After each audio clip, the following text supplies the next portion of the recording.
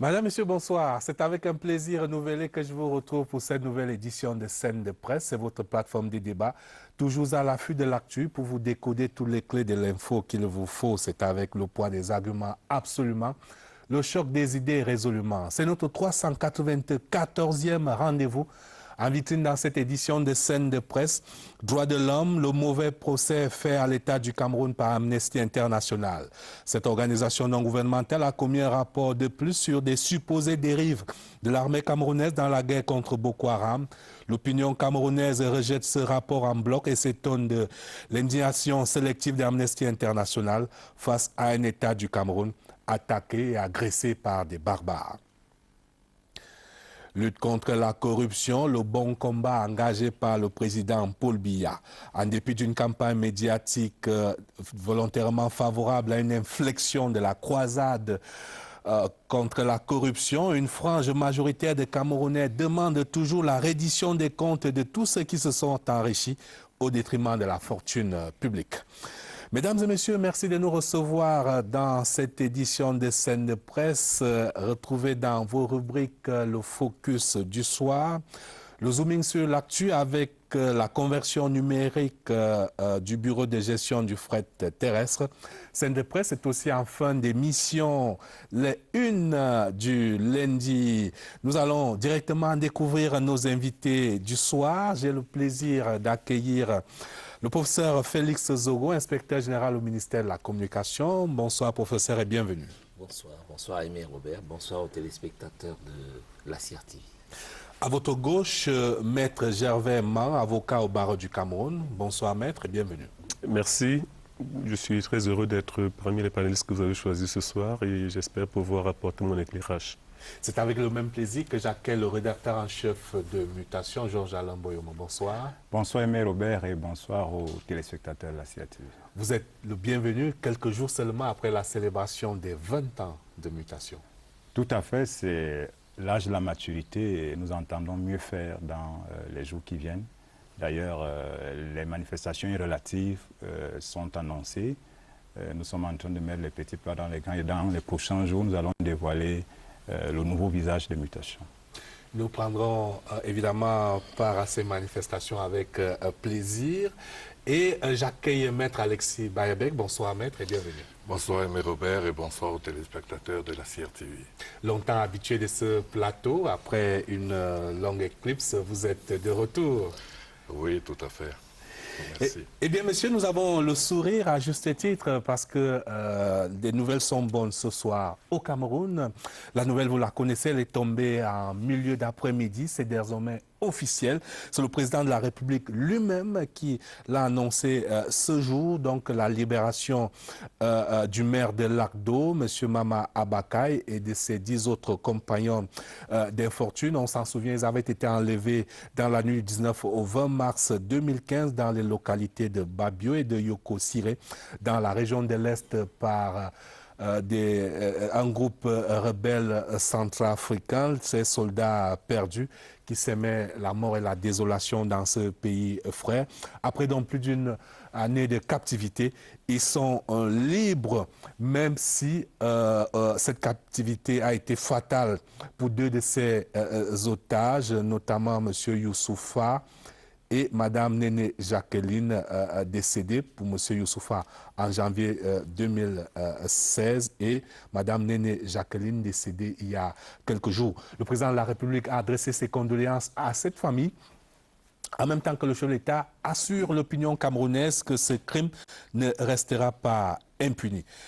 Professeur Zogo, voilà une bonne nouvelle qui atteste une fois de plus du savoir-faire des forces de défense et de sécurité du Cameroun, des services d'intelligence, mais aussi de la diplomatie camerounaise, parce qu'il a fallu combiner toutes ces convergences-là. Oui, Aimé Robert, vous savez, la question du terrorisme, parce qu'il s'agit d'un acte de terrorisme, un acte terroriste, lorsqu'on enlève, on procède à un enlèvement, c'est un acte terroriste. C'est une question extrêmement délicate, parce que on peut même savoir où se trouvent ces otages, on peut même avoir un rapport de force supérieur à ceux qui détiennent ces otages, mais la ce qui est le plus important, c'est de faire en sorte que la vie de ces otages soit protégée. Donc, je ne voudrais pas rentrer dans... encore que je voudrais que je ne pourrais pas, puisque nous ne savons pas du tout lorsque ce genre de choses se procède, comment cela se procède. Eh bien, nous dirions simplement que, comme vous l'avez dit vous-même, la question de la gestion des otages, lorsque un épilogue est aussi heureux, il faut s'en réjouir. Évidemment, nous avons 2 de nos compatriotes qui ont péri, mais globalement, aujourd'hui, nous avons nos compatriotes qui reviennent. Eh bien, il faut s'en féliciter, il faut s'en réjouir. Ce n'est jamais une œuvre facile. Il n'est jamais aisé d'aller chercher des gens qui sont entre les mains de criminels. Absolument. Eh bien, lorsque nous parvenons à le faire, ils étaient un certain nombre, eh bien, il faut s'en féliciter. Il faut s'en féliciter. Et donc, comme le chef de l'État l'a voulu lui-même, l'a dit, eh bien, ceux qui sont décédés, évidemment, nous nous inclinons devant leur dépouille. Et je pense que la nation, comme le chef de l'État l'a dit et le fera certainement, saura, n'est-ce pas, leur rendre hommage. Mais aujourd'hui, que nos compatriotes reviennent aujourd'hui en paix et en situation d'allégresse parmi nous, eh bien, nous en sommes réjouis. C'est une bonne nouvelle. Je voudrais préciser que toutes ces informations, nous les tirons d'un communiqué de presse signé du secrétaire général de la présidence de la République, Ferdinand Ngongo. Georges-Alain Mboyomo, tout à l'heure dans les coulisses, vous me disiez que vous avez changé de une suite à cette bonne nouvelle. Oui, il y a eu quelques ajustements par rapport à cette dernière actualité qui est, comme le professeur Zogo l'a dit, à saluer parce que vous imaginez la détresse des populations de Lac d'Olaba du côté de la région du Nord et des populations qui étaient privées de leur magistrat municipal. Imaginez les familles qui étaient sans nouvelles de ces otages-là. Une ou 2 fois, je pense que la libération a été annoncée et on commençait un peu à désespérer parce que lorsque des personnes sont entre les mains des brigands, à tout moment, les choses peuvent virer au vinaigre. Donc, heureusement, là, ça s'achève bien. Naturellement, au niveau de la presse, on ne va pas s'exonérer de faire le débat de comment cette libération s'est opérée. J'ai vu comment le professeur Zogo a surfé tout à l'heure. Mais on sait généralement que dans les négociations, il y a quelquefois des mallettes qui circulent. Bon, mais l'essentiel, c'est que ces personnes sont libres et vont regagner leur famille. Maintenant, c'est des situations qui vont toujours arriver. Il faut qu'on soit préparé à cela, que ce soit du côté de l'extrême nord ou du côté de l'est. Il reste quand même encore sous la cendre un peu d'insécurité. C'est vrai que la guerre est un peu en berne du côté de la Centrafrique, mais il y aura toujours des tentatives d'enlèvement parce que manifestement, il y a un business autour de cela et il y en a qui en vivent et ça va forcément continuer. Et le Cameroun a absolument intérêt à ce que la Centrafrique retrouve entièrement la paix. Il y a une espèce de normalisation avec l'élection du président. Maître Alexis Baebek, évidemment, vous avez une réaction citoyenne de satisfaction. Oui, absolument. C'est une décision qui honore la diplomatie de notre pays, à la tête de laquelle trône le chef de l'État, et qui également donne de bons points à nos forces de sécurité et de défense, qui ont été égratignées ces derniers jours, ces derniers temps par Amnesty International. Bon, maintenant, j'imagine, Monsieur Mboyomo vient de nous donner un avant-goût, étant de la presse écrite, qu'après ces satisfactions, la libération de notre compatriote, maintenant, j'ose croire ou j'ose espérer, ou j'espère qu'on n'entrera pas dans des débats inutiles de qu'est-ce qu'on a payé pour obtenir ces libérations. L'essentiel, c'est que ces compatriotes soient libérés et regagnent le pays. En tout cas, c'est l'information officielle ce soir de ces compatriotes qui sont libérés et qui sont actuellement en route pour être donc conduits en route pour la capitale Yaoundé. Nous sommes en mesure de le dire. Alors nous parlons en route pour Yaoundé. Ils arrivent dans quelques minutes maintenant, quasiment dans la capitale. Et on n'en dira pas plus pour des raisons de sécurité, mais ils vont probablement être pris en charge forcément par une formation hospitalière. Ils vont également être débriefés par les services de sécurité, par les services de renseignement. Et après quoi, ils vont devoir retrouver leur famille. Bienvenue donc et bon retour à ces compatriotes. Maintenant, je ne vais pas vous interroger sur le sujet. On va faire une transition puisque Maître Alexis Baebek a presque fait le pont avec notre deuxième une sur ce désaccord majeur, pour parler comme mutation entre le gouvernement camerounais, pour ne pas dire le Cameroun de manière globale, et Amnesty International. À la suite de ce rapport intitulé « Bonne cause, mauvais usage », Amnesty International dénonce donc des supposées atteintes aux droits de l'homme et à la justice dans le cadre de la lutte contre Boko Haram. Comme de bien entendu, c'est un rapport que le gouvernement camerounais recuse, et pas seulement le gouvernement camerounais. Une bonne frange de l'opinion camerounaise s'étonne de cette indignation parcellaire d'Amnesty International. Votre première réaction, Maître Ma? Merci, mais je pense que je ne peux qu'avoir la même réaction que tous les compatriotes. Ce qui peut surprendre, c'est que dans une guerre comme celle que nous sommes en train de mener, que les gens ont tendance à appeler une guerre asymétrique, il faut bien comprendre que les armes utilisées par les uns et les autres ne sont pas des armes conventionnelles. Ça veut dire que les méthodes de guerre ne sont pas des méthodes conventionnelles. Parce que si on va interroger le droit international, il faut pour autant que la guerre ait quand même quelques règles. Dans le cas de l'espèce, on est presque en présence d'une guérilla urbaine, d'une nébuleuse qui peut se fondre partout. Et en ce moment, on se poserait la question, est-ce que nous sommes dans une disproportionnalité ou bien est-ce que nous sommes dans le cadre d'une légitime défense? Et dans le cas de l'espèce, moi je pense pour ma part que comme on ne sait pas comment les moyens sont utilisés sur le terrain, la riposte, il me semble, proportionnelle à l'attaque. Je ne vois pas pourquoi ça devrait poser problème.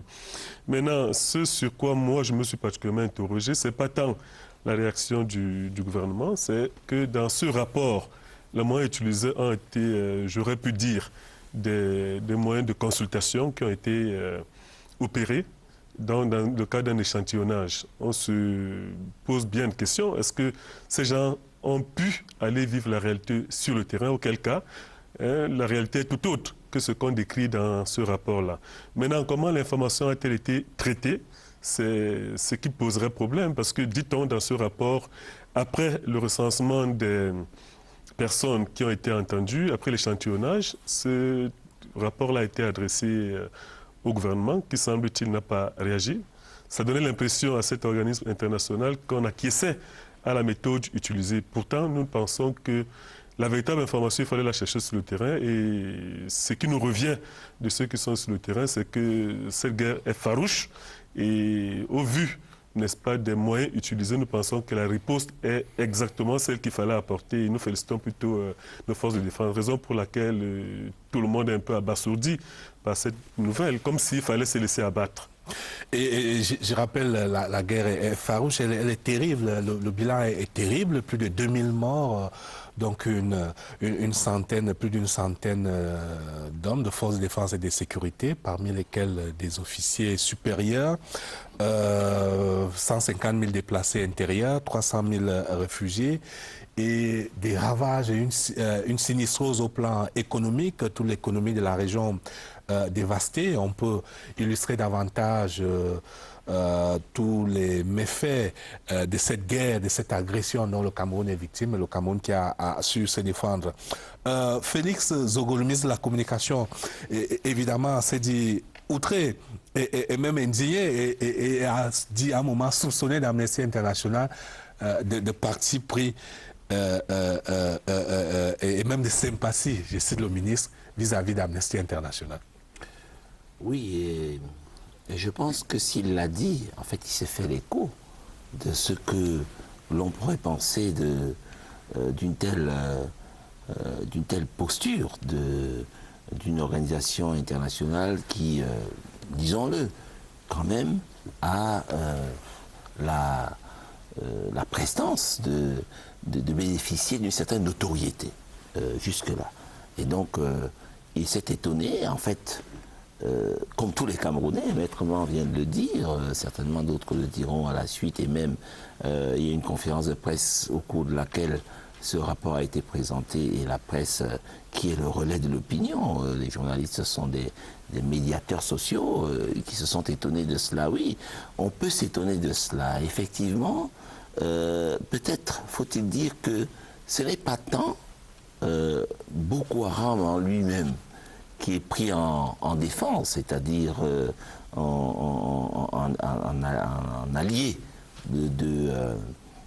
d'Amnesty International au premier plan, que le fait que l'on dise, et l'on dit dans le titre du rapport, eh bien, il y a une cause, qui est juste, mais les méthodes seraient mauvaises, d'après ce que dit Amnesty International.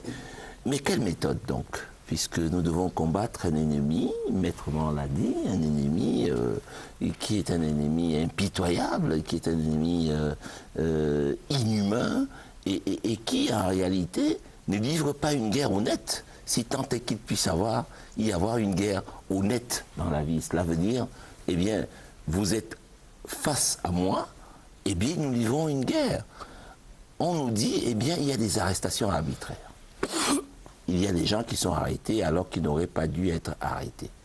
Alors, la question que pose le ministre de la Communication au nom du gouvernement et je pense au nom de l'opinion publique nationale, c'est que de quels moyens disposerait Amnesty International pour savoir que tel serait innocent et tel ne le serait pas? Nous sommes dans une guerre où il y a, si je prends le cas par exemple, prenons l'un des derniers cas, l'attentat kamikaze de Djakana. Voilà des jeunes gens qui sont en train de regarder une vidéo. Et puis, parmi eux, il y en a deux qui arrivent, qui sont aussi jeunes qu'eux, et puis qui décident de les exploser. Comment peut-on savoir à l'avance que ces gens-là, n'est-ce pas, seraient innocents ou pas? Voilà la question que nous posons à Amnesty International. Les forces de défense et de sécurité doivent répondre à ce dilemme. Eh bien, on interpelle les gens, on les exploite, et lorsqu'on se rend compte qu'ils n'ont rien à voir avec ce que l'on pourrait leur reprocher, ils sont libérés. Mais lorsque, eh bien, on se rend compte qu'ils pourraient nous permettre d'aller vers ce qui pourrait permettre d'éradiquer ce mal, eh bien, on continue de les exploiter. Je regarde et je voudrais faire un clin d'œil à peut-être, permettez-moi, juste d'une minute, à un pays qui est frère, c'est-à-dire qui vient de subir ce que nous avons vécu il y a quelques jours en France. Mais écoutez, la famille de ce monsieur a été interpellée. Elle a été interpellée et par la suite, n'est-ce pas? Son épouse a été interpellée, exploitée, puis relâchée. Puis relâchée. Ouais. On ne peut pas nous faire ce reproche-là. Voilà en fait pourquoi est-ce que le gouvernement et avec lui toute l'opinion publique nationale et je l'espère internationale trouve que Amnesty International peut-être aurait un agenda caché, mais pour le moment nous n'irions pas jusque-là. Alors, je pense que comme mes prédécesseurs l'ont dit, c'est un rapport qui ne pêche pas par ses excès. Et comme on a coutume de dire, tout ce qui est excessif est dérisoire. Autant on est d'accord que l'objectif de Amnesty est noble, celui de dire que même en temps de guerre, il y a des droits humains à respecter. Autant quand même dans la démarche d'Amnesty, il y a beaucoup de choses qui peuvent être redites, notamment sur la méthodologie, parce que moi, je me suis beaucoup intéressé à cette méthodologie-là. Est-ce que Amnesty a suffisamment critiqué les sources? Parce qu'il s'agit d'une enquête. Et comme on dit dans le journalisme, il faut critiquer les sources.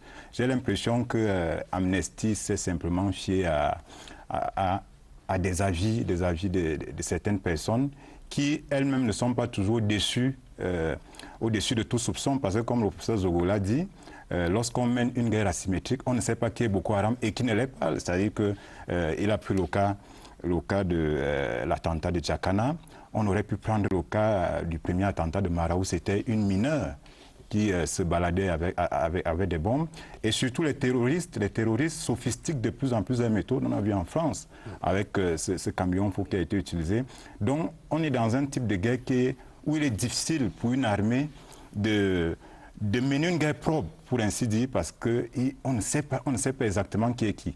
Je dirais également que en temps de paix déjà, on ne peut pas dire que l'armée camerounaise est blanche comme neige. En temps de guerre, certainement, il y a des bavures qui sont heureusement sanctionnées par le ministre de la Défense. La dernière fois, il y a eu des sanctions, je pense que c'est 4 militaires qui ont été sanctionnés. Après qu'il y a eu des soulèvements, notamment dans l'Omayo-Dana et l'Omayo-Kani, où les populations se sentaient brimées par certains militaires, pas par toute l'armée. Et donc, je pense que Amnesty aurait dû tenir compte de cela. Et c'est pour ça que dans cette affaire, vous avez bien vu qu'il n'y a pas de clivage, parce que la sécurité, c'est une affaire de tous. Et donc, on espère simplement que, autant le gouvernement va intégrer les bons points qui sont contenus dans ce rapport, autant Trump doit revoir sa copie. Parce que lorsqu'on présente une armée qui mène une guerre difficile, comme une armée qui utilise pratiquement les mêmes méthodes que les barbares, ça pose effectivement problème. Je noterai également le petit reproche, le reproche tout de même qu'on peut faire vis-à-vis du gouvernement, c'est celui de n'avoir pas répondu à ces réquisitoires, à ce rapport à charge, parce que je pense autour du 7 mai, les premières conclusions ont été envoyées au gouvernement, malheureusement il n'y a pas eu de réponse. Et là, il y a une réponse. Est-ce que cette réponse du ministre de la Communication aura le même écho? Est-ce qu'il y aura une construction, une démarche, ministère par ministère? Je pense que le ministre de la Communication l'a annoncé pour répondre, parce qu'on peut faire un débat au niveau du Cameroun, mais si ce débat n'a pas d'écho, de résonance au niveau international, je pense que ce sera un coup de pied en l'air. Félix Zogo, vous répondez quand même à ces reproches qui a été fait. Oui, vous n'auriez pas répondu. Oui, et même puisque Georges Alain le relève, c'est encore l'une des faiblesses du rapport, justement l'une des faiblesses du rapport d'Amnesty International. Jamais Amnesty International n'a sollicité l'accès à une instance gouvernementale sans qu'il ne l'ait obtenu. Jamais. C'est l'étonnement que nous avons, évidemment, Georges Alain, il est journaliste, patron d'une rédaction, et il s'en tient à ce qui est dit. Mais ici, à chaque fois, j'ai dit bien, à chaque fois que Amnesty International, autant que les autres organisations intergouvernementales ou non gouvernementales l'ont sollicité, le gouvernement a répondu. Quel intérêt le gouvernement n'aurait-il pas à ne pas répondre? Alors nous étions les premiers à être étonnés que l'on dise que, eh bien, bon voilà, on a sollicité ceci ou cela et qu'on n'a pas obtenu des réponses. Je prends les redites qu'il y a dans ce rapport. Juste un exemple. On nous dit, eh bien, il y a une 80aine de personnes qui ont été interpellées et qui n'étaient pas forcément impliquées dans ces questions. Mais ces personnes ont été libérées. Mais vous savez par quoi Amnesty International a répondu? Par un tweet. Par un tweet. Alors même que ces gens-là ont été libérés dès lors qu'on s'est rendu compte qu'elles n'avaient rien à voir avec ce qu'on aurait pu leur reprocher. Pourquoi Amnesty International ne relève-t-il pas que, eh bien, des gens qui étaient en charge d'une incarcération à Maroua, que ce soit au niveau de la prison de Maroua, de la prison, on va dire, improvisée de Maroua, que ces gens-là ont été déchargés de leurs fonctions, que ces gens-là aujourd'hui doivent répondre de ce qui pourrait être leurs actes devant les juridictions compétentes. Jamais on ne l'a vu, et pourtant ces informations ont été portées à leur connaissance. Donc nous pensons, voilà pourquoi nous pensons, effectivement, je remercie, je sais gré à Georges Alain. Vous insistez sur la thèse de l'agenda caché. Bon, nous ne pouvons pas le savoir, mais enfin nous disons peut-être, et Georges Alain l'a dit, peut-être qu'une certaine manière de faire, peut-être pêche-t-il par une certaine manière de faire, et alors, lorsqu'on regarde le curriculum de ceux qui agissent, eh bien, on peut se poser la question de savoir comment peuvent-ils être aussi, on va dire, ignorants de ce qui doit être fait. Et voilà donc ce qui nous amène à nous poser la question de savoir, lorsqu'on a affaire à un gouvernement, à un État qui est... il y a des juristes sur ce plateau, qu'est-ce que c'est qu'un État face à des terroristes?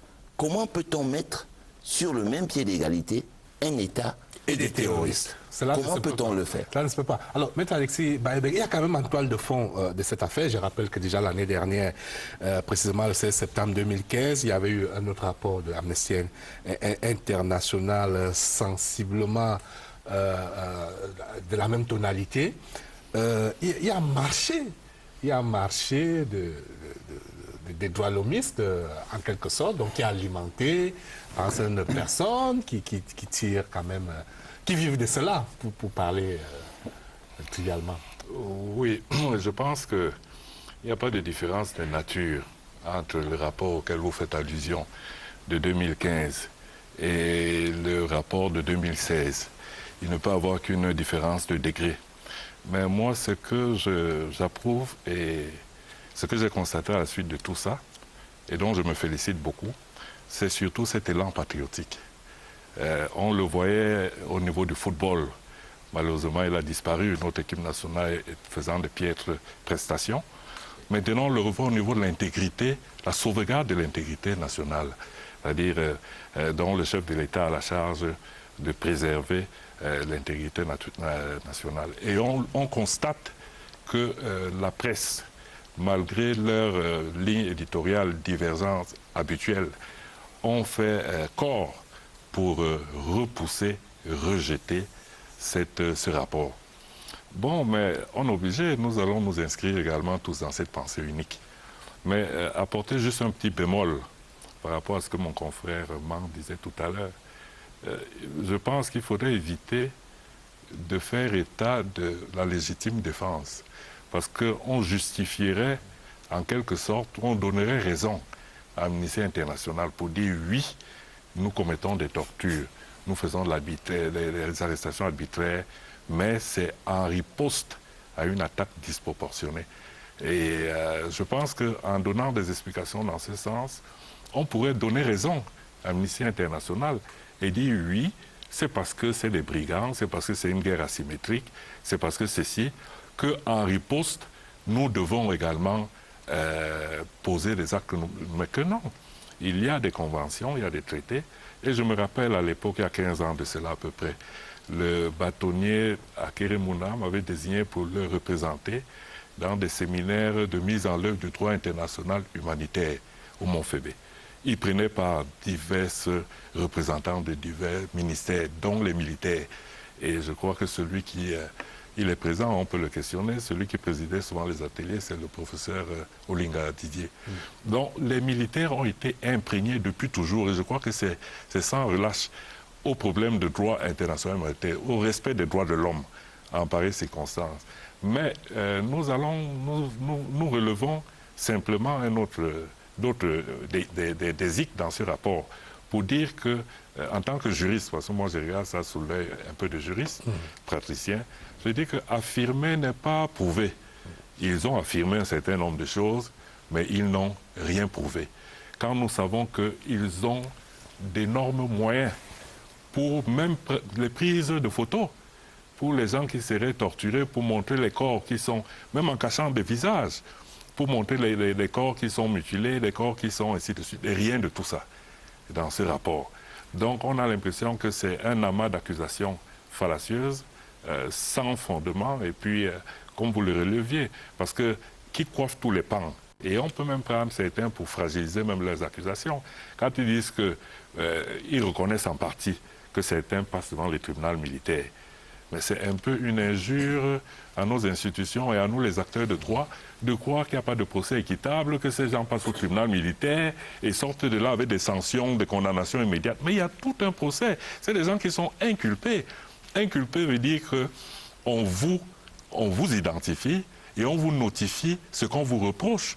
Et quand ça arrive à la phase de procès, il y a des échanges, je crois que tout le monde peut aller suivre ces affaires au tribunal pour faire démentir, parce que ne serait-ce que sur ce pan-là, pour faire démentir ou pour démentir les allégations mensongères d'Amnesty International, qui pour des raisons inavouées poursuit peut-être une sale besoin de déstabilisation de Cameroun, mais nous n'en avons pas besoin pour le moment. Nous attendons encore les preuves, parce que je voudrais peut-être atterrir pour dire ceci. Vous imaginez toutes les structures internationales, les Nations Unies présentes, les ONG présentes ici au Cameroun, les avocats qui représentent plusieurs organisations des droits de l'homme, et que subitement, du jour au lendemain, Amnesty International vient nous sortir quelque chose, nous pondre un rapport dont nous n'avons jamais entendu parler, enfin, des exactions dont nous n'avons jamais entendu parler. Nous disons un peu que c'est un peu trop léger, et puis ça nous semble un peu trop orienté à des fins que seuls connaissent. Alors, je vous avais parlé de la presse, je vous propose justement de revisiter ce que la presse nationale en dit. C'est évidemment un des faits marquants de l'actualité de la semaine. Lucrèce Medoundjemba.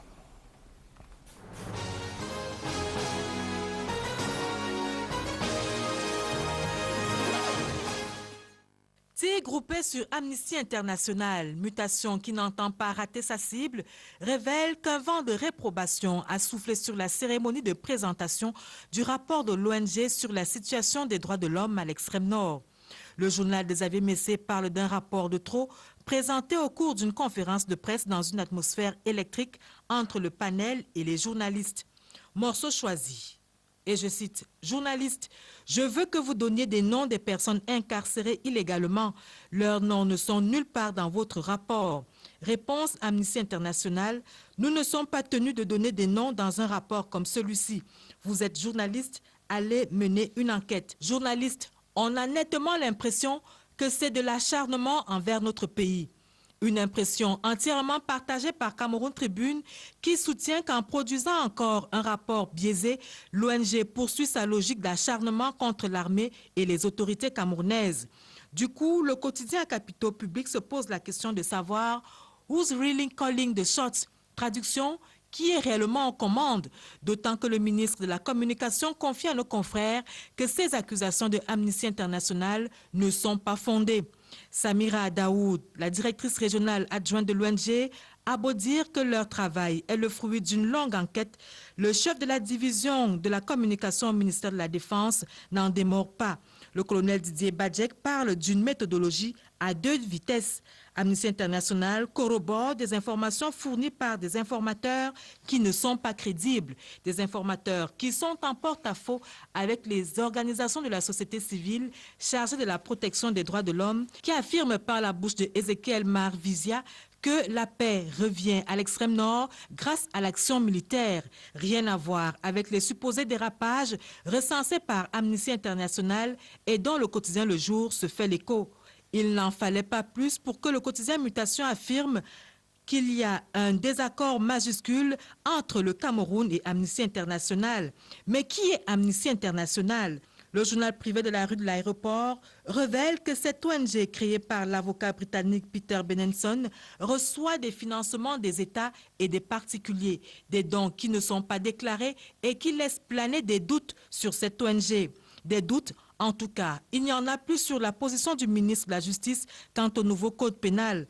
Comme le relève si bien le quotidien Le Jour, le grand muet Laurent Esso a parlé cette semaine. C'était au cours d'une conférence de presse. Et le quotidien de Amanman a de constater que le garde des Sceaux s'est livré à un exercice auquel il se prête rarement devant les médias. Et chacun y est allé de sa plume pour dire ce qu'il a retenu de cet échange. Le Jour retient que le garde des Sceaux affirme avoir défendu le texte du président. Mutation s'appesantit sur l'affaire Lydia Neyoum et note que les biens de l'avocate seront vendus aux enchères. C'est ainsi que l'État compte recouvrer le milliard détourné par l'avocate. Quant au quotidien de l'économie, il relève que Laurent Esso a entretenu la polémique sur le montant du marché du code pénal gagné par le cabinet Brain Trust de Maurice Kamto. Mais pour avoir une idée précise de l'éclairage du gouvernement sur la révision du code pénal, il faut parcourir le quotidien Cameroun Tribune qui livre l'intégralité de la communication du ministre de la Justice, garde des Sceaux. Les justiciables savent désormais à quoi s'en tenir et parmi eux, l'ancien directeur général de la CRTV et l'ex-ministre de l'économie et des finances appelé à la barre cette semaine. Le quotidien de l'économie soulignait mercredi que Polycarpe Ababa avait refusé de se présenter aux audiences dans l'affaire ministère public contre ex-DG de la CRTV, une affaire de frais d'assiette et de recouvrement.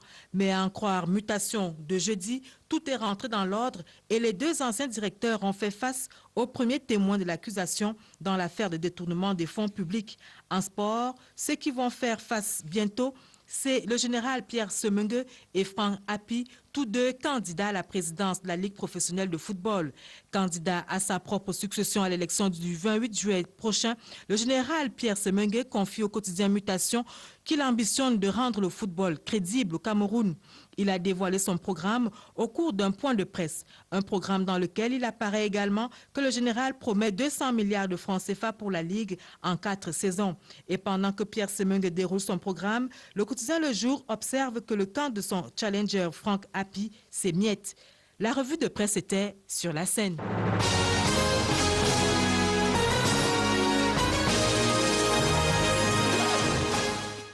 Un dernier mot sur la guerre contre Boko Haram pour célébrer une fois de plus les faits d'armes de nos vaillants soldats qui ont préservé l'intégrité territoriale du Cameroun dans un contexte où plusieurs armées africaines ont été balayées par des hordes terroristes. Les forces de défense et de sécurité camerounaises ont permis au Cameroun de sauvegarder son honneur et elles méritent d'être félicitées dans l'ensemble, même avec tous les langues patriotiques qui s'élevaient du nord au sud, de l'est à l'ouest. On va passer à toute autre chose, à notre deuxième une sur la lutte contre la corruption. En guise d'amorce, je vous propose de regarder cet extrait de la conférence du point de presse donné par le ministre d'État, ministre de la Justice, en début de semaine à Yaoundé, où il parle précisément du cas Lydia Neyoum, répondant, Laurent Esso répond à une question d'Alain Belibi.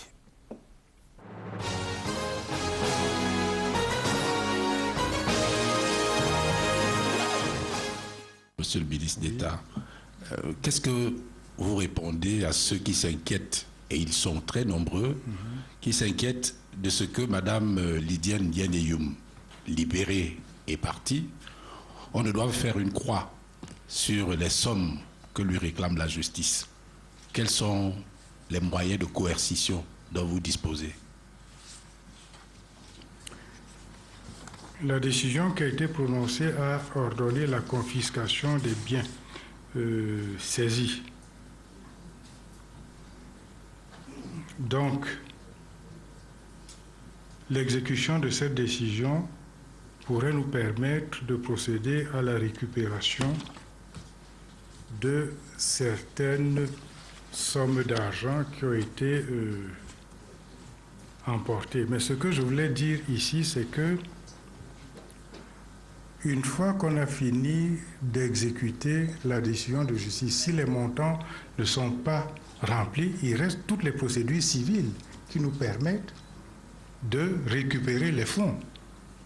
Toutes les procédures civiles. C'est-à-dire que si on va au-delà de ce qui a été prononcé par le juge, parce que la juridiction ne s'adresse qu'aux biens saisis, les autres biens qui n'ont pas été saisis vont faire l'objet de poursuites civiles. Pour la récupération, ça reste possible. Bon, maintenant, elle est en France.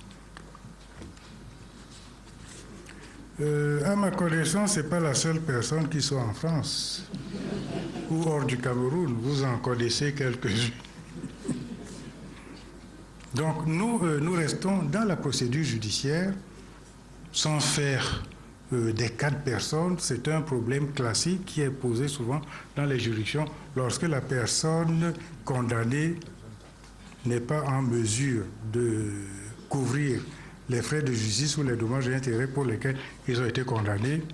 Il y a une procédure pour ça et cette procédure va être mise en place. Mais encore une fois, j'aimerais que tous les Camerounais comprennent bien qu'il s'agit d'une grâce du président de la République. Il n'y a aucune entorse sur les procédures judiciaires. Le président de la République est souverain en matière de droit de grâce et ça se passe ainsi partout dans le monde. Le Cameroun n'est pas une spécificité.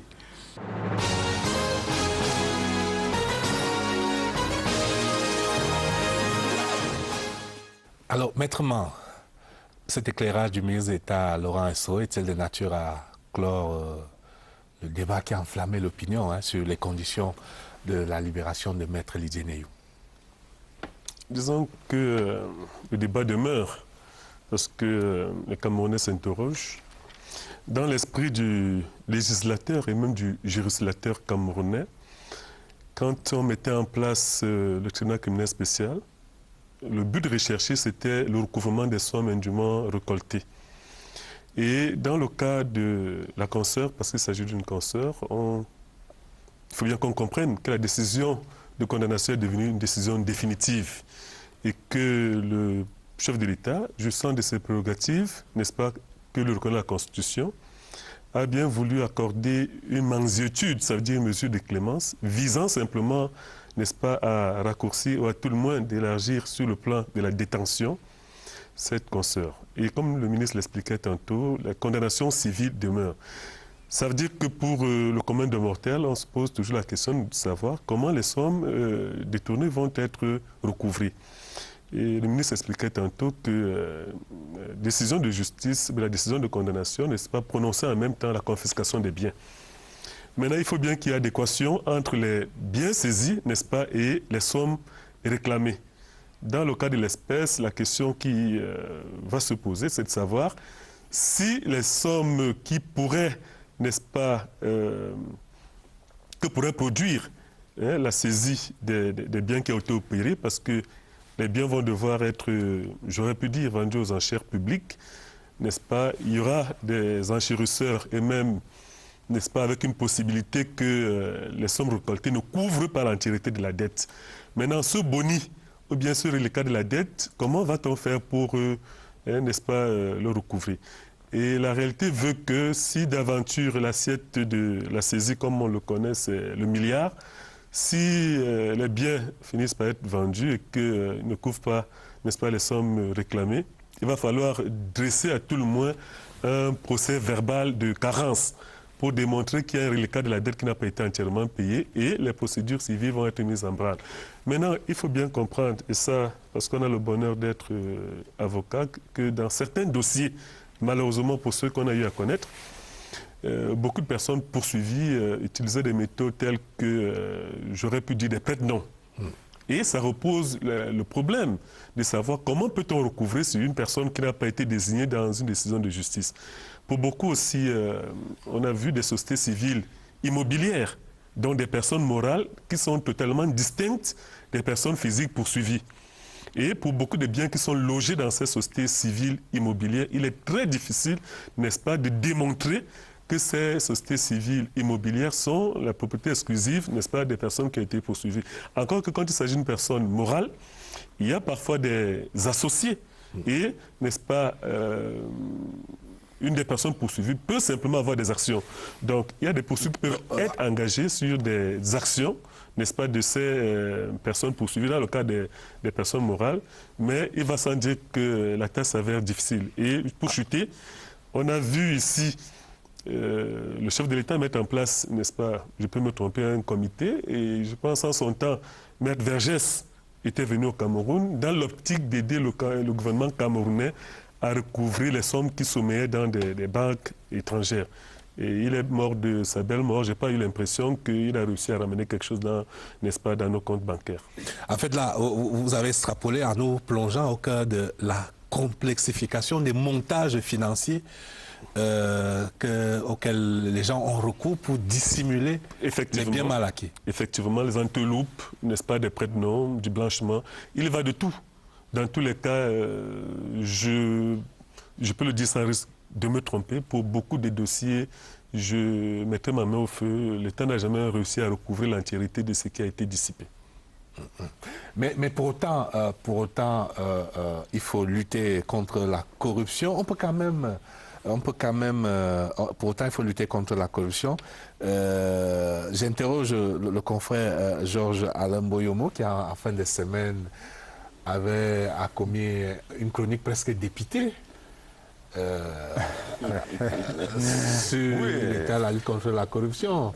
Et quand on écoute Maître Ma sur les mécanismes, les montages que les gens mettent en place, on se dit quand même que s'ils dissimulent autant, c'est qu'ils se reprochent parfois des choses. Ça veut dire que la tonalité de ma chronique va de pair, y compris avec le propos du ministre. Vous avez bien vu que malgré son flegme britannique, il a eu de la peine à, je dirais, il a pratiquement coupé le cheveu en quatre, mais on comprend qu'il y a quand même quelques problèmes pour recouvrer toutes ces sommes. D'ailleurs, Maître Man va dans ce sens. Pour aller au fond des choses, je pense on doit quand même reconnaître qu'un ressort s'est cassé dans cette opération depuis l'affaire Thierry Atangana. En février 2014, lorsqu'on lui a accordé la grâce présidentielle. C'est vrai, à l'époque, il y a eu une espèce d'habillage politique qui a permis que d'autres prisonniers recouvrent la liberté. Je pense à Pierre-Désiré Ngo et Feu Monchipou Seydou. Cette fois-ci, malgré les déclarations formelles du porte-parole du gouvernement qui disait qu'il faudra certainement attendre un autre anniversaire de l'indépendance, c'est-à-dire qu'il faut attendre 50 ans après, pour que la jurisprudence Thierry Atangana opère. On a bien vu qu'il a fallu à peine un an, pas 50 ans, pour que Maître Youm recouvre la liberté. Et cela toute seule. Ce qui laisse quoi? C'est un commentaire. C'est vrai que le pouvoir de grâce du président lui permet de gracier une personne à tout moment. Il n'a pas, voilà, il n'a pas forcément besoin d'attendre un événement particulier. Mais on a eu l'impression que dans une certaine mesure, le président a cédé une fois de plus à la pression française. Et cela laisse donc le sentiment de deux poids, deux mesures. Il y a des Camerounais qui sont en droit d'attendre la grâce, parce que la grâce, je pense, c'est après que toutes les procédures au niveau de la Cour suprême soient épuisées. Et je doute fort, parce qu'il faut également se dire que pour obtenir la grâce, il faut en faire la demande. Je suis certain qu'il y en a parmi les Camerounais qui ont fait cette demande-là, et qui malheureusement jusqu'à aujourd'hui n'ont pas recouvré la liberté. Donc ça brise un peu la dynamique de l'opération épervier qui a été applaudie au départ. Tous les Camerounais ont applaudi des deux mains lorsqu'on a lancé cette opération. Mais au fil des procédures, au fil des années, on a eu l'impression qu'il y a eu un dérapage en règle et on souhaite simplement que le curseur soit replacé au bon endroit. Notamment au niveau du TCS, vous avez parlé des objectifs originels du TCS, c'est-à-dire que recouvrer les sommes et accélérer les procédures. On va revenir sur l'évaluation, le temps que Félix vous réponde, parce qu'il n'est évidemment pas de votre avis. Vous parlez d'un ressort cassé. Oui, bien évidemment. Non, je pense que, puisque Georges Alain, l'analyse qu'il fait, bon, elle s'entend, au sens de l'entendement. C'est-à-dire d'une activité psychique qui permet d'appréhender ce qui vient de l'extérieur. Bon, maintenant, après, il fait un commentaire, et c'est normal qu'il fasse ce commentaire. Je lui dis, c'est légitime de dire, on va dire, il y a un ressort peut-être qui s'est cassé. Oui, si l'on veut prendre la chose de ce côté-là. Mais moi, j'ai dit, d'abord, c'est pas la première fois que le droit de grâce exerce. Il s'est souvent, et j'allais dire toujours exercé, y compris à travers le monde, et au Cameroun, sur même parfois des questions qui étaient encore plus primordiales que, je dis, le détournement des deniers publics est important, mais il y a des questions encore plus cruciales. Le détournement des deniers publics qui touche peut-être à la sûreté, à la sécurité de la nation, sur lesquelles le droit de grâce du chef de l'État a été exercé. Mais puisque l'on veut prendre prétexte de cette question de Madame Lydiane Youm, Maître Lydiane Youm, il faudrait qu'on se souvienne quand même que c'était l'avocat de l'État et qu'elle aura permis à l'État du Cameroun de recouvrer, n'est-ce pas, des sommes d'argent importantes.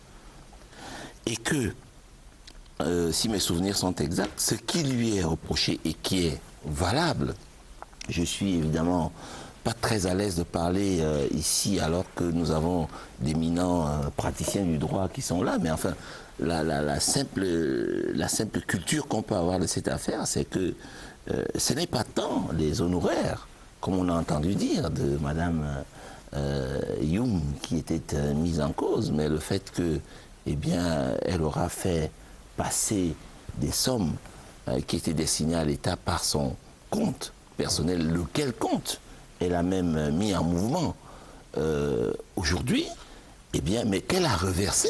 N'oublions pas cela, qu'elle aura quand même reversé les sommes qui étaient dues à l'État, au trésor public. Le détournement des deniers publics était avéré. Est avéré parce qu'elle n'aurait jamais dû faire passer cet argent par son compte. Donc, maintenant le ministre d'État, le ministre de la Justice, garde des Sceaux, l'a dit, eh bien, il y a le droit s'est dit, c'est-à-dire qu'on a constaté effectivement le détournement des deniers publics, eh bien, des sanctions ont été prises, y compris, on ne parle pas beaucoup des sanctions de déchéance. Je ne sais pas ce qu'en fera le Conseil de l'ordre, parce qu'il y a quand même...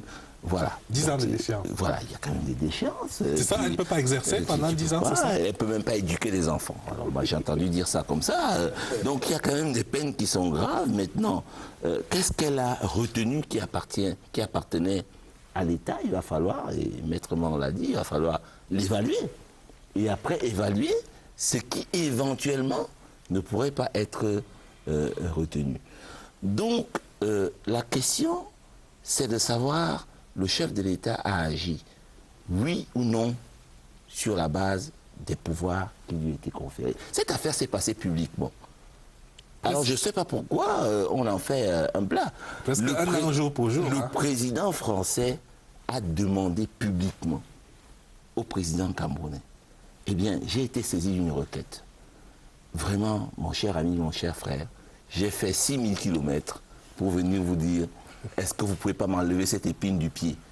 Et le président du Cameroun lui a dit, écoutez, voici, je vais voir, est-ce que la Constitution me le permet? Mais encore faudrait-il qu'aujourd'hui, la justice ayant rendu, n'est-ce pas, son verdict, eh bien que la personne sollicite. Ce n'est pas tous les jours que le président d'une puissance qui compte parmi les 5 plus grandes puissances du monde se déplace pour venir demander, n'est-ce pas, à un chef d'État africain, eh bien, aide-moi à me sortir de telle situation.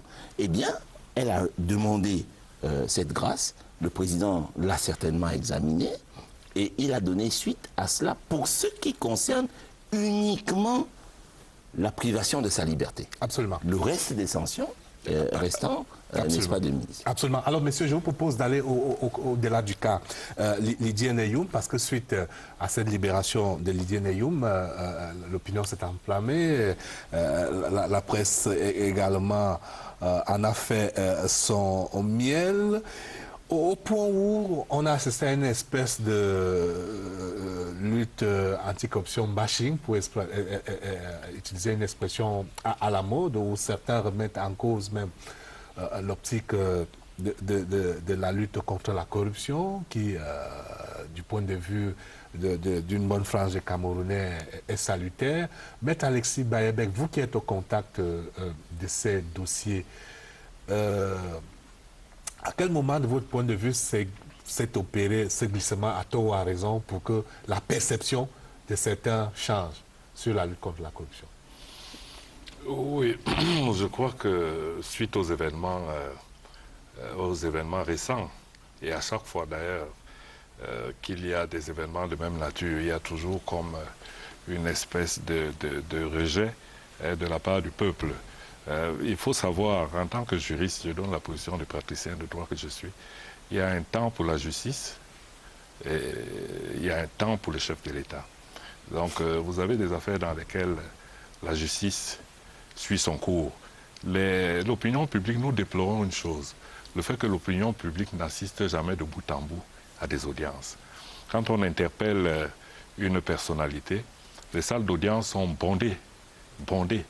Et naturellement, au fil du temps, au fil des procédures, il y a de moins en moins de gens présents dans les salles d'audience, même des journalistes.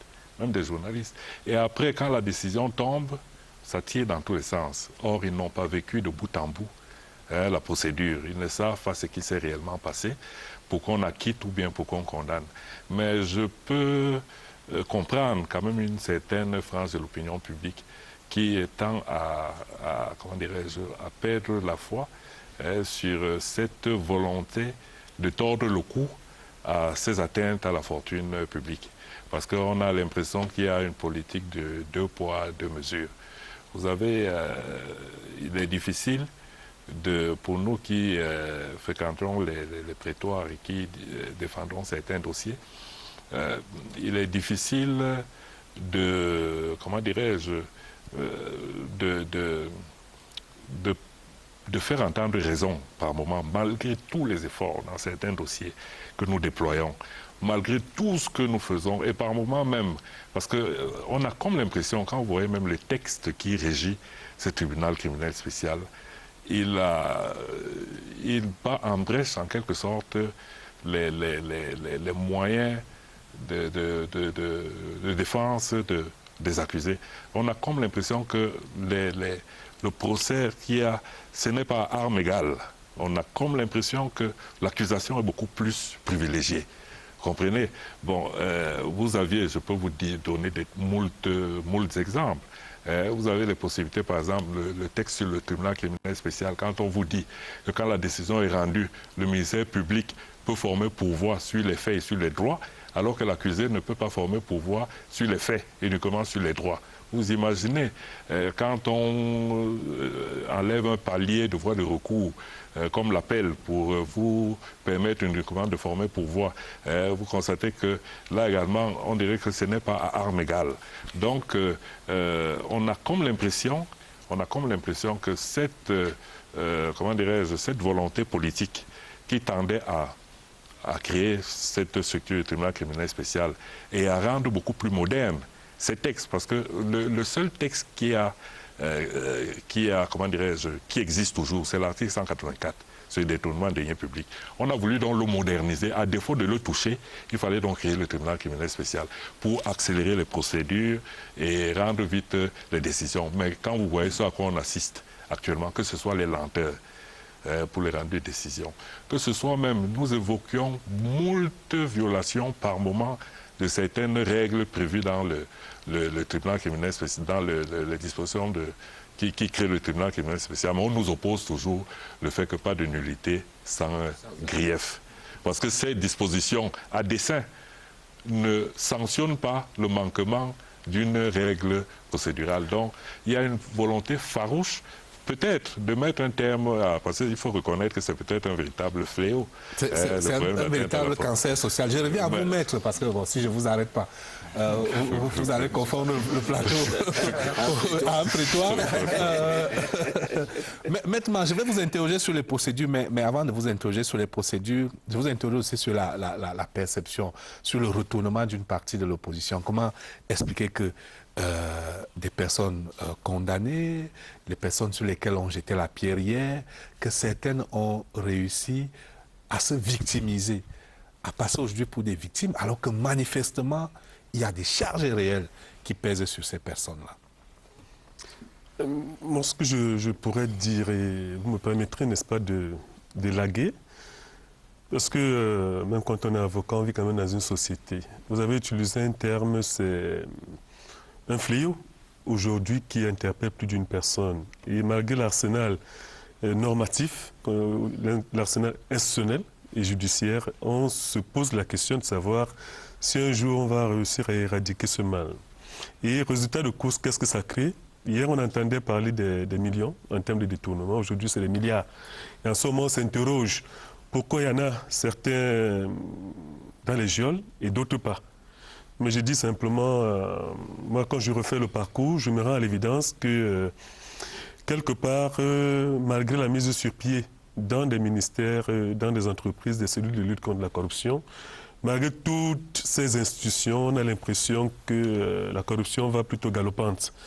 Et j'en veux pour preuve le fait qu'il y a, pour certains seulement, l'infraction de détournement, mais il y a beaucoup d'autres délits connexes que nous commettons au quotidien. Je voudrais prendre... Alors, mais vous dites que la corruption va galopante, de par votre observation empirique, mais dans le même temps, lorsque les gens sont interpellés, condamnés, on dit que c'est des victimes, c'est des règlements de compte. Non, chacun voudrait Alors, cette dualité de l'opinion... Non, chacun voudrait s'offrir le beau rôle. Mais je dis simplement que, le confrère le disait tout à l'heure, il faut parfois aller dans les prétoires. Parce que je dis, ne retenons pas seulement le détournement de deniers publics. Il y a plein d'autres infractions connexes, notamment des délits. Je prendrais l'hypothèse de la concussion. Ça se voit tous les jours. La concussion, ce serait quoi? C'est presque une entreprise légalisée, où il est permis, n'est-ce pas, à quelqu'un qui reçoit un contribuable, n'est-ce pas, de fixer la somme que le contribuable devait pouvoir payer. Dès l'instant où le minimum a été fixé et le plafond, il a le choix. Et dans cette fourchette-là, parfois, c'est une négociation qui se fait. La participation dans une affaire, ça veut dire vous êtes quelque part, vous avez une position dominante, n'est-ce pas, vos affiliés ou bien vos apparentés viennent tous gagner des marchés. Ça, c'est des situations à décrier. Il y a l'intérêt dans un acte. C'est-à-dire le fait pour vous d'avoir des prête-noms, et on se pose la question de savoir là où l'argent va chuter. Parce qu'à qui profite le crime? Dans une entreprise de passation de marché, où chute l'argent?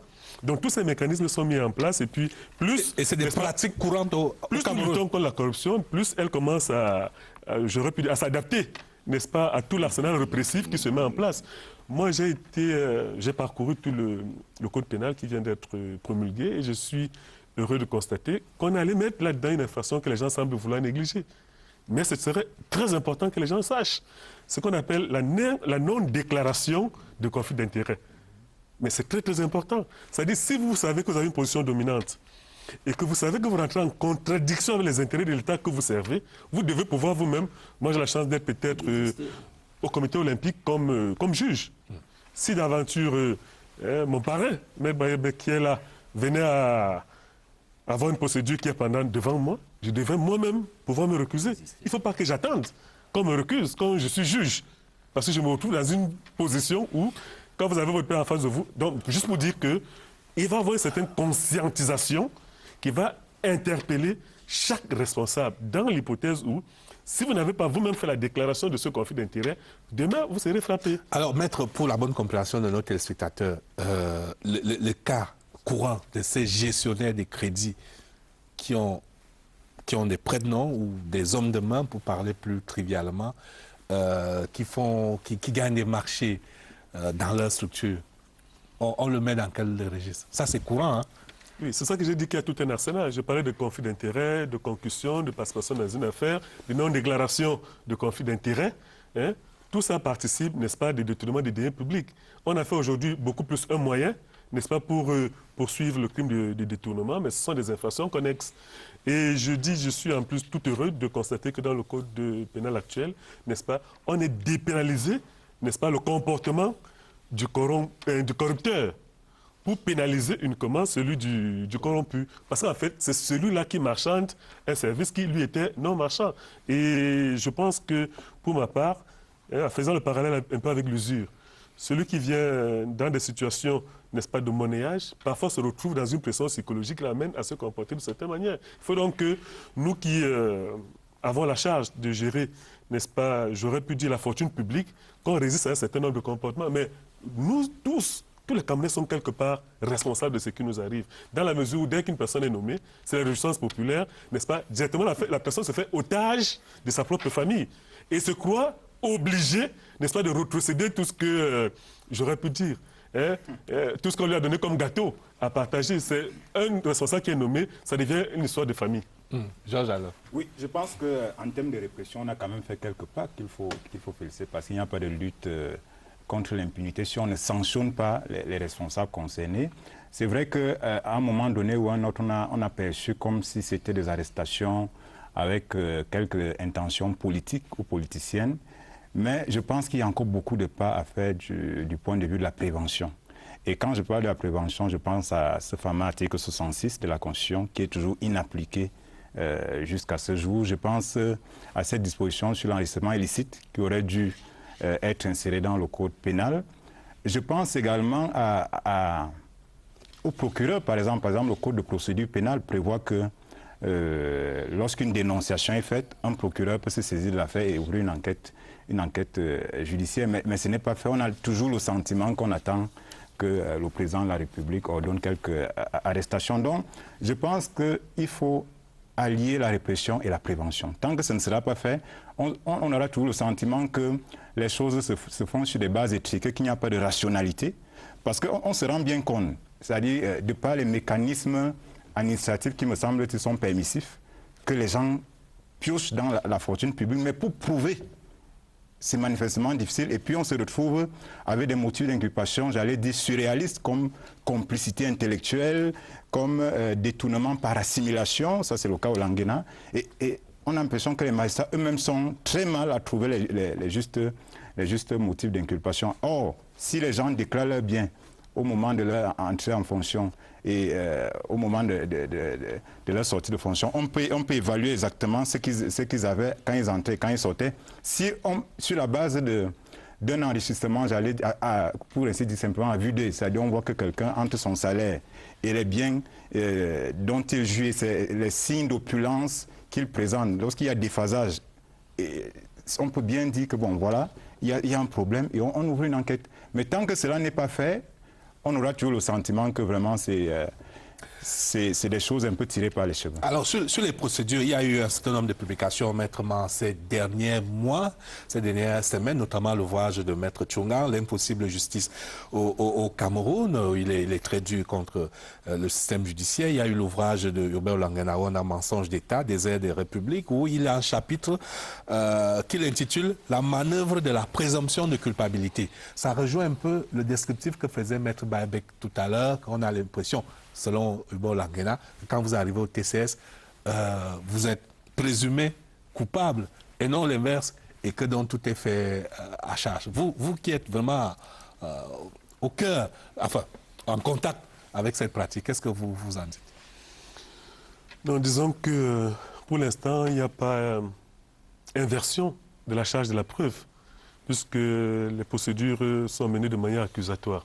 Ça veut dire qu'on vous présente des faits, n'est-ce pas, et les pièces dans un dossier. Il est question pour vous de vous disculper.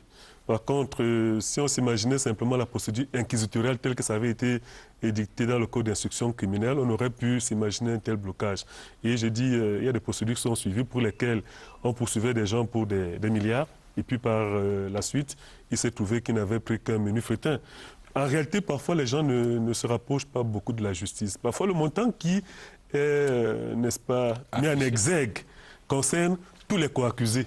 Et on a plutôt l'impression que c'était un montant imputé à chacun d'eux. C'est souvent pas le cas. Il y a eu des procédures pour lesquelles le montant détourné semblait être énorme, et puis que par la suite, les co-accusés, n'est-ce pas, pour ceux qui le souhaitaient, pour restituer le corps du délit, ne payaient que ce qu'ils ont pris. Maintenant, je vais bien croire que ce que M. Baebek a énoncé tout à l'heure, ça posait quand même des légers problèmes, mais je voudrais dire qu'il y a une avancée significative dans la mesure où, pour plus d'un dossier, on a vu des cas, je ne voudrais pas le citer, mais je suis presque obligé, du colonel Tonde Koto, qui a été élargi par la justice. Qu'on ne me fasse pas croire que dès qu'on est poursuivi pour détournement des deniers publics, on est fatalement, n'est-ce pas, celui-là à qui on jettera le propre. Donc, il est possible, dans des situations, n'est-ce pas, de poursuite, que vous puissiez vous défendre et que vous démontrez qu'effectivement, vous n'avez rien fait. Oui, je dirais que, pour revenir, il y a beaucoup de lacunes, ça il faut le relever. Il y a tout un arsenal qui a été mis sur pied, des tas d'organismes, la CONAC. Il y a d'abord le conseil, le conseil budgétaire, là. Oui, le conseil budgétaire, financier et tout le reste. Il y a la CONAC, il y a la NIF, il y a la Chambre des comptes. Vous imaginez, et il y a même des services administratifs qui jouent également leur rôle là-dedans. Vous avez les impôts, les services des impôts, et tout le reste. Malgré tout, les résultats recherchés ne sont toujours pas ceux qui sont attendus. Parce que j'ai comme l'impression que on met beaucoup plus en avant, naturellement, ça concerne beaucoup plus les gestionnaires des fonds publics, ça, parce qu'il faut d'abord le relever. Ça concerne beaucoup plus les gestionnaires de fonds publics. Et quand on constate que certaines structures sont créées depuis 2006, 2008 et rendues en 2016, nous ne voyons pas vraiment de véritables résultats de tout ça. Soit il y a un problème de formation des acteurs, des gens concernés, soit alors il y a un problème quelque part, parce qu'on ne voit pas réellement comment dirais-je, les résultats, sauf peut-être en ce qui concerne certaines personnalités, et l'opinion publique a l'impression que tout ça est fait un peu de manière orientée. Parce que si ces services agissaient pleinement, mais je crois qu'il n'y aurait même plus de place dans nos prisons. Vous avez des gens, on ouvre des informations judiciaires depuis 2010, depuis 2011. Pourquoi attendre autant de temps avant de faire en sorte que ces gens puissent... C'est autant de choses qui font en sorte que dans l'opinion publique, on s'interroge. Vous, tout à l'heure, M. Boyomo parlait de la possibilité pour le procureur de la République d'utiliser l'opportunité des poursuites. Puisque je crois que la NIF, qui est qui mène des investigations, qui est en quelque sorte comme la police financière, détient des informations, saisit souvent les autorités concernées. Mais cette affaire où il n'y a pas de spontanéité dans les réactions, dans les poursuites, laisse croire ou laisse à penser qu'il y a, comment dirais-je, une forme de sélection dans les personnes qui devraient être poursuivies. Si c'était automatique, je crois qu'on saluerait davantage ces actions. Et on ne verrait pas une main invisible derrière tout ça. La sélection, comme vous l'appelez, ou si il sera peut-être préférable de parler d'opportunité de poursuite, ne disculpe pas pour autant ceux qui sont poursuivis. Même si à un moment ils peuvent estimer qu'ils ne sont pas les seuls à avoir fauté, mais la faute commune ne crée pas le droit. Non, absolument. Je n'ai pas dit que ça disculpe les personnes qui sont poursuivies. Il n'y a pas de...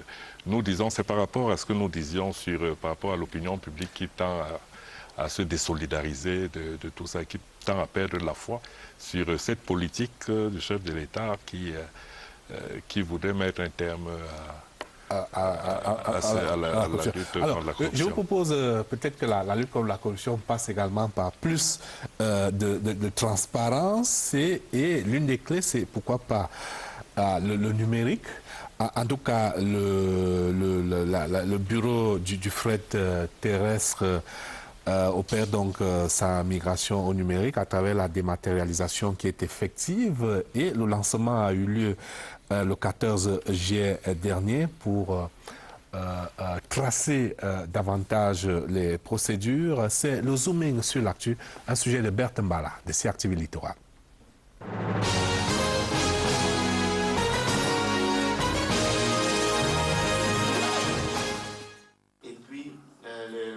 Aux différents checkpoints avec le sauf-conduit international. La démonstration devant ses partenaires du commerce international marque le lancement officiel de 3 nouvelles procédures dématérialisées.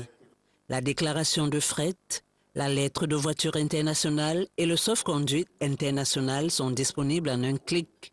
Hier, c'est le transitaire qui venait avec sa paperasse, ses papiers, pour venir nous faire la déclaration. Le temps pour nous de nous concerter, d'aller rencontrer les gars du BARC ou du BNF pour procéder à la répartition nous-mêmes des quotas manuellement. Le fait pour nous de nous débarrasser des supports papier pour passer simplement à l'électronique, c'est surtout ça la réussite de cette opération. Aujourd'hui, si tout le monde est en règle et qu'on arrive, je vous assure, tel que décrit, pour générer une lettre de voiture, c'est moins de 5 minutes. C'est l'aboutissement des efforts conjugués de plusieurs acteurs sous l'encadrement des services du Premier ministre. Le guichet unique des opérations du commerce extérieur les a matérialisés.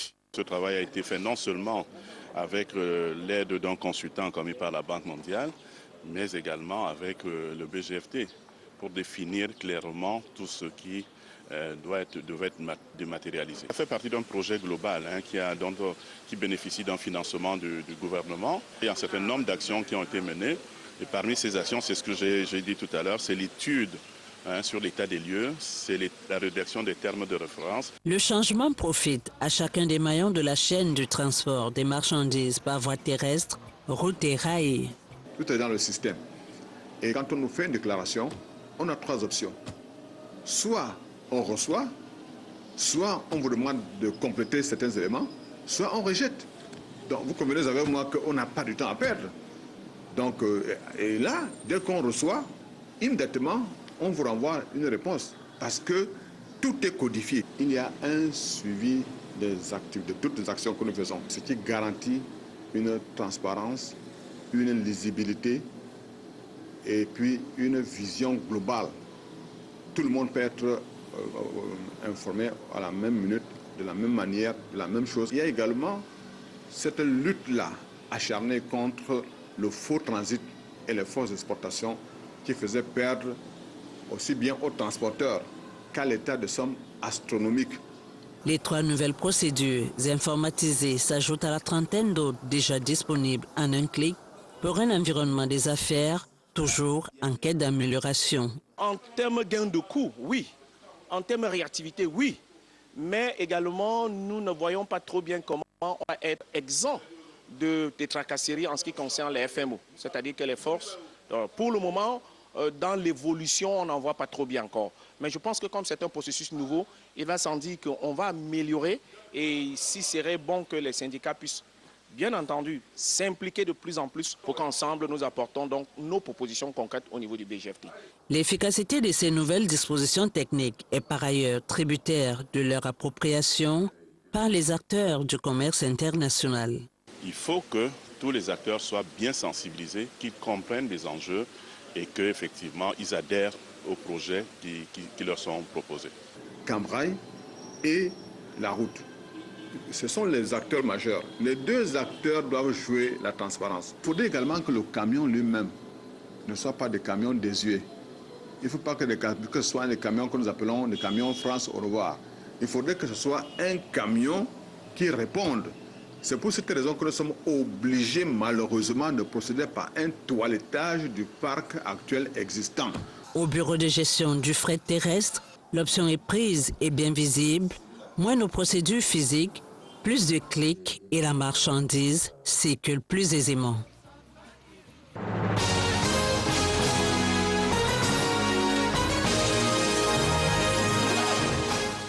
Georges Alain, plus de clics, plus de transparence, plus de traçabilité et donc plus de transparence aussi. Tout à fait, je pense que la numérisation, c'est un outil important de la transparence.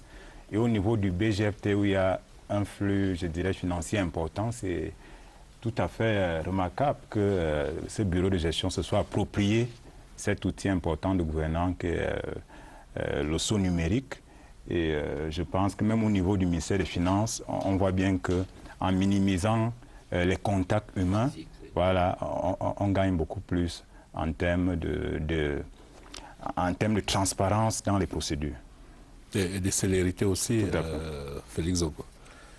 Oui, je pense que effectivement, on oublie, si on prend évidemment, on a la chance d'avoir, on a l'opportunité d'avoir ici de grands praticiens du droit. Donc on a beaucoup parlé de la lutte contre la corruption en termes de répression, lorsque l'acte est déjà posé, mais en termes de prévention, au-delà de la sensibilisation, il y a des mécanismes qui mettent, qui sont de nature à mettre les potentiels, donc les viviers de corruption à être neutralisés et à être découragés à un moment donné, en fait même à être inopérants. Et c'est là qu'il faut situer, je pense, un mécanisme comme celui de ce bureau. Et puis bon, il faut savoir que peut-être à l'intérieur de l'administration, peut-être ceux qui sont à l'extérieur ne le ressentent pas. Mais aujourd'hui, il devient quand même beaucoup plus difficile, n'est-ce pas, de distraire des fonds publics que par le passé. Ne serait-ce que par la pression des contrôles. Moi, je suis inspecteur général dans un ministère. Avant cela, j'étais conseiller technique et avant cela encore, j'étais sous-directeur. Eh bien, je vous assure qu'on peut comparer. C'est-à-dire que vous avez chaque mois au moins 3 contrôles qui vous viennent. Et à partir de là, quand même, vous réfléchissez par 2 fois pour ceux qui souhaiteraient le faire, pour pouvoir le faire. Donc il y a déjà cet aspect. Donc pour vous, les choses changent. Mais bien sûr, même en termes de prévention, c'est-à-dire les occurrences corruptives sont nécessairement, elles diminuent. Nécessairement, elles diminuent. Je ne parle pas de la répression. Je pense que les avocats qui sont ici sont mieux placés pour le faire. Mais en termes de prévention, effectivement, il y a quand même beaucoup de choses qui se font. Je reviens à vous, Félix Zaho. Rapidement, on va faire un dernier tour de table en 1 minute. Chacun en termes de propositions. Maître Alexis Bayebek. D'abord, Maître Man, en termes de propositions. Oui. Merci. Je veux faire 2 propositions qui sont concrètes parce que j'ai dit, moi je vis avec mes semblables, je vis dans une société. Beaucoup de gens se posent la question aujourd'hui de savoir toutes les sommes qui ont été restituées. Qu'est-ce qu'on en a fait? Si ces sommes sommeillent quelque part, pourquoi on ne pourrait pas relancer notre économie avec le corps de délits qui ont été restitués dans les différents dossiers pour lesquels les gens ont fini par rembourser? Voilà une préoccupation du commun des mortels.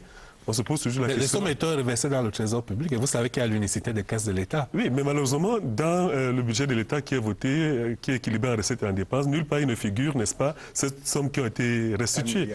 Donc, ça nous pose un sacré problème. La deuxième chose, je pourrais, si on s'imagine qu'il y a une avancée significative au niveau du code pénal, et un jour, on pourrait peut-être voir l'avènement, n'est-ce pas, de ce qu'on appelait dans le système anglo-saxon le procureur indépendant. Parce qu'il faut bien comprendre que dans le système actuel, quand on parle de l'opportunité des poursuites, n'est-ce pas, qui est du domaine du parquet, que le parquet, lui, il est hiérarchisé. Ça part du procureur de la République au procureur général, n'est-ce pas, ça va jusqu'au ministre de la Justice. On peut donc comprendre que pour mettre en place, ou bien pour mettre en mouvement, n'est-ce pas, une procédure judiciaire, ça peut prendre du temps. Ça aurait pu être un procureur indépendant qui serait en train d'aller beaucoup plus vite. Alors, rapidement, M. Bayebek, proposition. Il serait trop prétentieux de ma part, en 1, 2, 3 minutes, de me substituer à la place de moult experts qui ont tant pensé à tout ça, que ce soit la genèse, que ce soit pour la mise en œuvre du tribunal criminel spécial, que ce soit pour la création de multiples services qui devraient en amont lutter contre la corruption. En fait, la corruption qui est une autre appellation, parce qu'en fait, il faut parler de quand il y a des atteintes à la fortune publique, il y a la corruption, il y a le détournement des deniers publics, il y a, comme disait mon confrère tout à l'heure, la concussion et l'intérêt dans un acte. Donc, il faut parler en termes, je préfère utiliser le terme générique d'atteinte à la fortune publique. Je crois qu'il y a des actions à mener à renforcer tant sur le plan préventif que sur le plan répressif. Sur le plan préventif, il faut coordonner davantage, il faut voir ce qui coince, parce que je vous ai dit, il y a tellement de structures qui luttent en amont qu'au bout de la chaîne, on ne voit pas le résultat. J'ai comme l'impression, et là je chute rapidement là-dessus, que si on communiquait même sur le montant auquel M. Boyembo faisait allusion, de 4 milliards en 10 ans qui ont été recouvrés, combien représente la restitution du corps du délit? Parce que ça peut représenter peut-être 3 milliards. Là, c'est quand on va dire on a fait un flop. Depuis qu'on condamne les gens, depuis on n'a pas réussi à recouvrer les sommes détournées. Et je termine rapidement pour dire également que j'aurais souhaité, à la suite de la communication de garde des Sceaux, qu'on nous, comment dirais-je, qu'ils reviennent de nouveau nous dire, le moment venu, peut-être combien le recouvrement civil des sommes reprochées à notre consoeur, combien seront rentrés dans les caisses, peut-être pour davantage...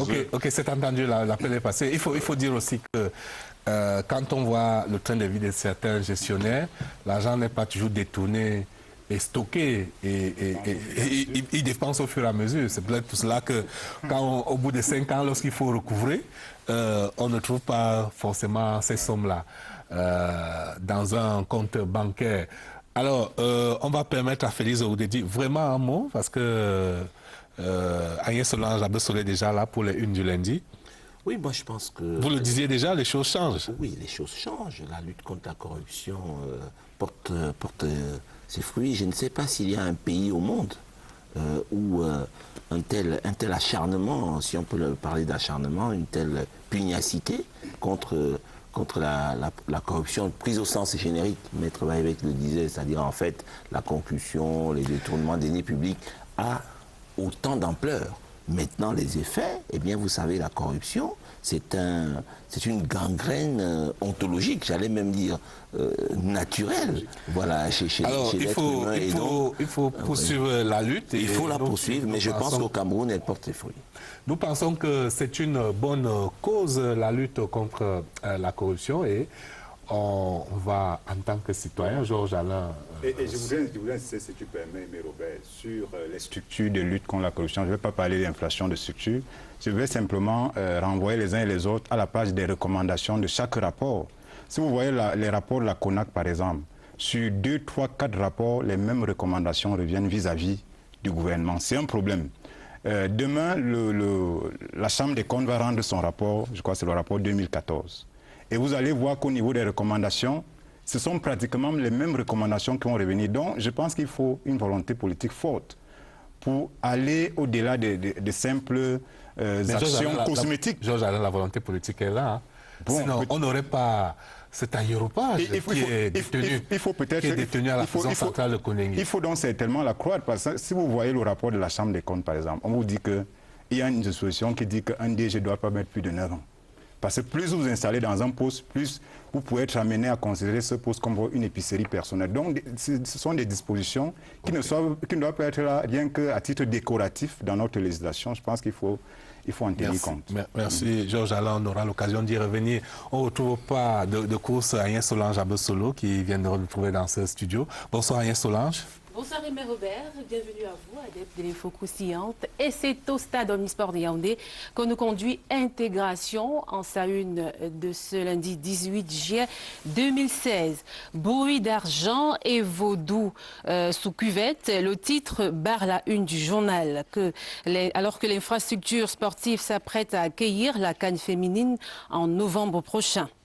Intégration épilogue sur le contentieux des expropriations des autochtones de Fandena. Une démarche sur fond de sorcellerie nous apprend donc le journal de Thierry Ndong qui soupçonne parallèlement les vieux démons de la CEMAC, pour le citer, de persécuter le président Obiangé Mambazogo, président en exercice de la CEMAC. Les noms de ces grands dossiers qualifiés de démons ici par le journal en première de couverture.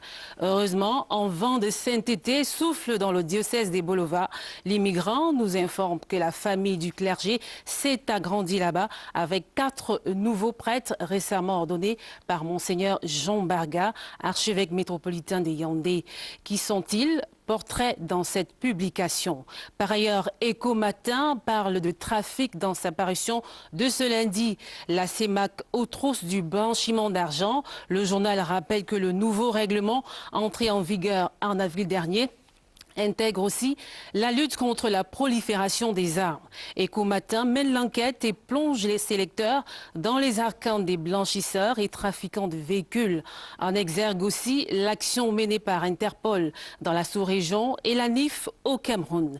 En pied de une, le journal fait l'état des lieux du Trésor et annonce que le Cameroun recherche 7 milliards de francs CFA en rapport avec le lancement de l'adjudication prévue mercredi prochain en zone CEMAC. Ce, alors qu'aux impôts, la direction générale annonce avoir dépassé ses objectifs. Selon le journal, elle a réalisé 105% pour le premier semestre 2016. Un objectif visé aussi par les acteurs de la lutte de la grippe aviaire. Le courrier agricole invite le Cameroun à suivre l'exemple des pays de l'Afrique de l'Ouest. D'où ce titre, comment le Nigeria, le Burkina, la France et le Canada luttent contre l'épizootie.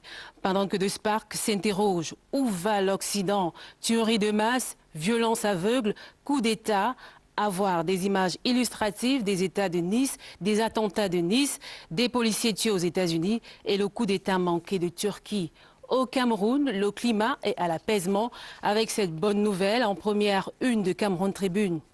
Dénouement, les otages de l'ACDO libérés. Le quotidien publie l'annonce du président de la République samedi indiquant la libération de Mama Abakaï, maire de l'ACDO, et ses 10 compagnons enlevés en mars 2015 par un groupe armé centrafricain. Paul Biya, qui déplore le décès en captivité de 2 autres otages, a adressé ses condoléances aux familles et assuré que ces crimes ne restera pas impunis. Cameroun Tribune vous propose de lire le communiqué du ministre secrétaire général de la présidence. Voilà Aimé Robert pour les unes de ce lundi 18 juillet 2016. Des publications et bien d'autres que vous retrouverez en kiosque. Bonsoir. Bonsoir Agnès Solance, merci. Je constate que malgré la présence de la chef de mutation sur ce plateau, mutation, on n'a pas envoyé ça une. Mutation sera bien présent demain, c'est vrai.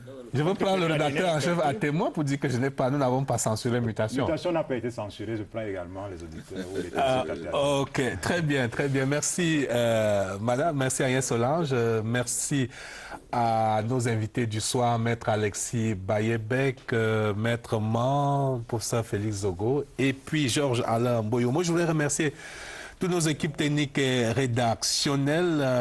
L'émission n'a pas eu toutes ses rubriques ce soir. Nous espérons répondre présent et au complet dimanche prochain. La presse de la scène. Bonsoir.